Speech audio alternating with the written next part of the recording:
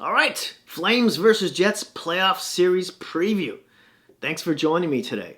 Now, before we get started, I just want to ask you to please like, subscribe, hit that notification bell, which will alert you when my next video comes out, which will be about the next playoff series preview between the Penguins and the Canadiens. Technically a play-in, I know. Now, the last play-in video that I did was between the Maple Leafs and the Blue Jackets, and I'll put up a link up top over the next few minutes so you can check that out if you like. Now, I'm also fresh off my latest series in which I was grading all 31 NHL teams during the pause, so you can look for your favorite team in my playlist, obviously, which is very easy to find. Or I'll also throw up a link here for Winnipeg and Calgary for those of you who like those two teams. You can click on that at your leisure. But yeah, enough foreplay. Let's get started already.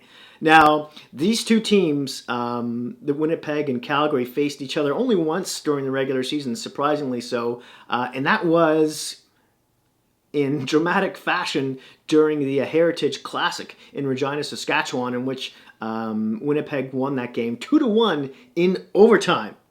Now, Calgary is the 8th seed coming into this thing, and Winnipeg is the 9th seed, which is a little bizarre, seeing as how Calgary has 79 points. That's good for 3rd in the Pacific, and Winnipeg has 80 points, good for 4th in the Central, but they're in technically that first wild card spot, according to the old playoff rules. Now, why don't they just do away with the divisions, make it East versus West? Just uncomplicate things like they do in the NBA. Anyway, let's start talking about some of my favorite stats, which are the specialty teams. Now, Calgary's power play is 12th in the league. Winnipeg is 15th. Penalty kill, the Flames are 8th. In the NHL, and the Jets are 22nd. Already, you see who has the advantage here. Now, penalty minutes. Calgary is 11th in the league, and the Jets are 23rd, a more disciplined team. Now, when it comes to opponents' penalty minutes, I found this stat interesting, so I threw it in there. This is basically how well teams can draw out penalties from their opponents. Calgary is 14th. In this end, and Winnipeg is 12th. So they're a little bit better at it. Now, in the goals for category, Calgary's had a pretty down year. I'm sure you're not surprised by that compared to last season. Now, they were 20th in the league. Winnipeg was 16th. They obviously lost some offense there from 3 key defensemen leaving the team. When it comes to goals against, Calgary was 16th in the league. Winnipeg was 12th. Hellebuck had a hell of a year. More on him later. Now, face-off win percentage, which becomes a bit more important in the playoffs. The Flames are 22nd. The Jets are 15th. And when it comes to overtime win-loss record, when the pressure mounts, Calgary is 4-4. 4 wins, 4 losses. Winnipeg is 5-6. Now, a couple of keynotes here. When it comes to 20-plus goal scores, Calgary's got 3 of them. Winnipeg has got 5. I'm sure you know who those are. And when it comes to 50-plus point players, Calgary's got 3, and Winnipeg, again, has 5. Calgary his offense has disappeared from both the forwards and the defense this season. But, of course, you knew that. Now, let's break this down by position, and let's talk more about some stats here, starting with the goalies, beginning with Mr. David Rittich. Now, during the regular season, he in 48 games, he had a .907 save percentage, which is kind of sort of like league average here. Last season, during the regular season, he was a .911, and he never played in the playoffs last season against Colorado. That was all Smith. So who's going to play this season?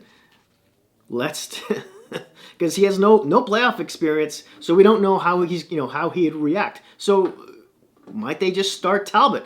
I mean, Rittich started off the season really well, but really tallied off in the last half, and Talbot just completely took over, didn't he? Now, he played 26 games, had a .919 save percentage for them. he had at least at least two off seasons there where he kind of disappeared, but maybe he's back now. The last playoffs Talbot was in was with Edmonton in the 2016-17 season, and he had a 9.24 save percentage. Career-wise, in 15 games, within two playoffs seasons, he has an 8.85 save percentage. But don't read too much into that because that was two games with the Rangers that dragged down his stats, in which he had an 8.46 save percentage, and that was way back in 2014 when the kid was still learning. Now, moving on to Winnipeg. Hellbuck. Let's talk about him. Now, he's having a terrific year in 58 games. He had a 9.22 save percentage. He kind of teeter-totters, doesn't he, between really great season and not bad season. Because last season, during the regular season, he had a 9.13 save percentage. How many times can I say season in a row? I hope you're counting. Now, in the playoffs, last season, he had 9.13 in 6 playoff games. And the season before that, in 17 games, he had a 9.22 save percentage. And his average is a 9.17. Pretty impressive in 23 playoff games overall. Then there's his backup, Laurent Brossoit, who has basically no playoff experience. Now, he had a scary 8.95 save percentage in 19 regular season games, which is a little odd because last season in 21 games, he was a 9.25. Yeah, he only played one playoff game, though, and has a 7.50 save percentage. Whatever, that was one playoff game. That's also when he was playing for Edmonton, by the way. Let's move on to defense, and let's talk about goals first. Now, Calgary has 26 goals from their defense. Giordano, Hanifin, and Anderson are all tied with the lead with 5 goals each. Winnipeg has 21 goals from their defense, and Pionk leads the way there with 6 goals. Now, when we're talking points for their defense, the Flames have 123. Giordano leads the way with 31. For Winnipeg, they have 139 points, a little bit more, and Neil Pionk leads the way with 45. Morrissey is second. He has 31. Those two guys basically do it all because there's a huge drop-off after that when it comes to offense, at least from their defense. In the plus-minus category, Calgary is a minus 28 on their D squad overall. Winnipeg's a plus 23.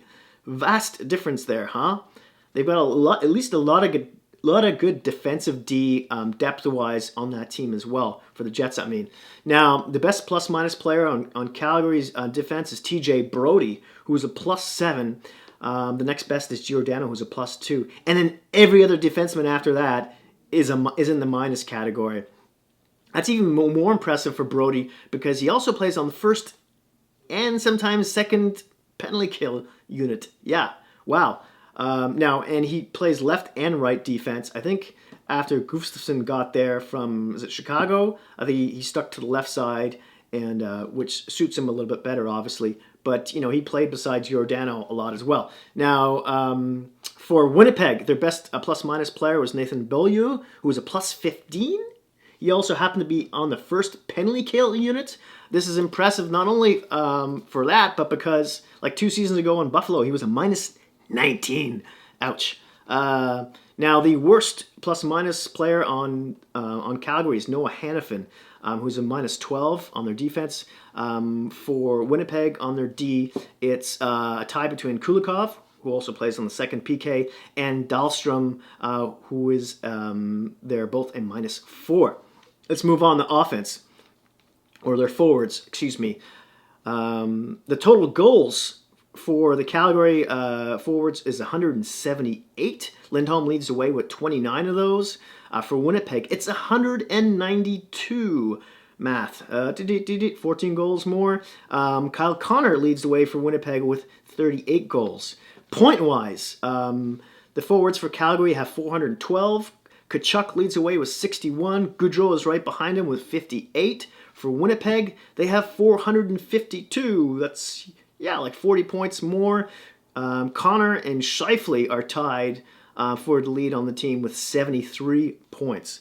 In the plus-minus category for the Flames, they're a minus 65. We'll talk about more about that in a bit. For the Jets, they're a plus 8. That was anticlimactic, wasn't it? Now, the best plus-minus player on the forward bunch for Calgary is Derek Ryan, their third-line center, who's a plus 9, and he's on the first penalty K unit. For Winnipeg, it's Ehlers, who's a plus 14 and is on the second power play unit. Their worst plus-minus player forward for Calgary is Sean Monahan, who's a minus 16. Worst on the team. I think that's the worst on both teams. And he's on the first power play unit on top of that. For Winnipeg, it's fourth liners Perreault and Appleton, fourth line wingers. Perreault also happens to be on the second power play unit. They're a minus 9, those two guys. Now, what's another interesting fact is that Nick Shore centers these two guys on the fourth line, and he's only a minus 1, and he's on the first penalty K unit. Now let's talk about who has the edge in each sort of category I've just mentioned. Starting with the goaltending, you got to give this to Winnipeg, hands down. Hellebuyck's got he's got the pedigree, he's got the experience. Usually he puts up very similar numbers from the regular seasons to the playoff as well. With Calgary, Riddick's never played a playoff game, and he finished the season kind of poorly. And Talbot, yeah, he had a great regular season, but it's been like 2-3 years since he's put up any good numbers. And he does have some playoff experience. I think I might lean for them to play him first, but in any case, Jets have the edge there. Defense-wise, I kind of give no one the edge here. You would think Calgary has more depth offensively on their defense, but Winnipeg actually put up more points in that category. Winnipeg is also better defensively, but Calgary has more potential to get more offense from their defense. I don't know. I went in circles with this one. You might disagree, but I kind of leveled at an even playing field. The forwards, you got to give this to the Jets. Their top 5 are just monsters here. More on that in a second. And Calgary is kind of AWOL. You know, where are the top players besides Tkachuk and Lindholm, obviously, who have been putting up points? Where's Monahan and Goudreau have just kind of disappeared. Giordano, I know he's a defender, but specialty teams. You got to give this to Calgary. The numbers just show they're better. Really, there's not much to talk about there. Can they do it in the playoffs is the question. Coaching-wise, you got to give this to the Jets. I know this is Jeff Ward's first year as a head coach in the NHL, and this is on an intern basis, right? Now, he's been, I want to say, an assistant since the early 2000s, and he's coached in the Canadian Hockey League. Was it in the American Hockey League too?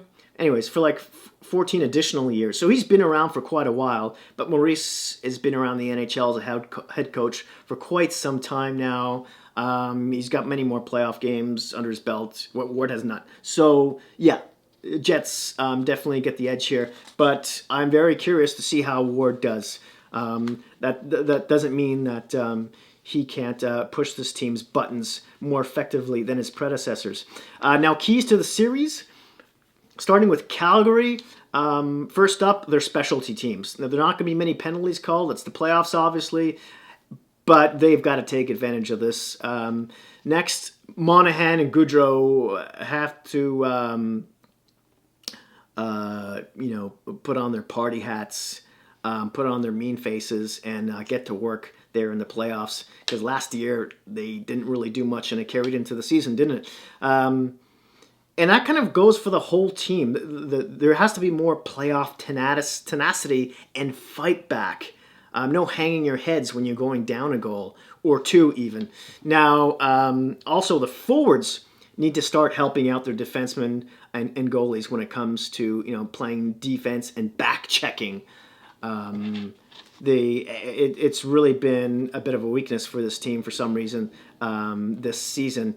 And lastly here for Calgary, they need more offense from their D. I've kind of already talked about that already. Harmonic, Brody, Anderson, even Giordano. What's up with that? Yeah. Let's talk about Winnipeg's key to the series. Hellbuck can steal and should steal at least 2 games. You know he's very capable of doing that. So look for that. Heavy play. Winnipeg is a bigger team. They hit a lot more. It's only going to be a best of 5, but expect them to wear down Calgary's defense. Next, I have their penalty kill needs to step up if they're going to survive at least one round, at least the play-in to make it to the real playoffs. That is, it just hasn't been good enough. And then, of course, they need more offense from their bottom 6. And if they can't get that, which hasn't been the case all season really, maybe Maurice should consider playing 7 defensemen and then rotating, one of their top 5 in the bottom 6. A prime candidate for that might be Ehlers. He only averages like 16 and a half minutes a game, which is, I want to say, between 3 and 5 minutes less than Laine or Scheifele or Wheeler or Connor. They need someone with a dangerous shot who's fast to play on that bottom 5. And you can rotate anybody else in there as well. I think they could benefit from that. In any case, there you have it. I would love to hear what you think of this series and what the outcome will be down in the comment section down below. Thank you so much for your support. I really appreciate it. Please don't forget to like and subscribe. And this crazy world we're living in, please be kind to each other. Thanks again. See you soon.